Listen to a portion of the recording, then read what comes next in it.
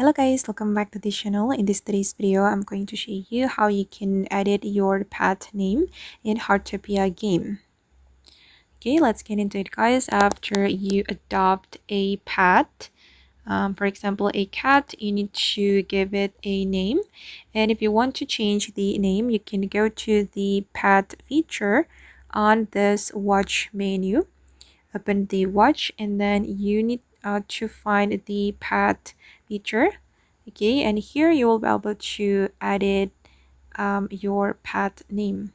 You can click on this pencil icon and you can edit your pet name right here, but I'm just going to keep this name.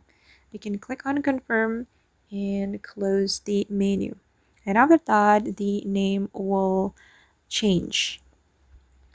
Okay guys, and that's how we can edit the pet name in Heartopia game. I hope this video will be useful for you guys. Thank you so much for watching and see you in the next video.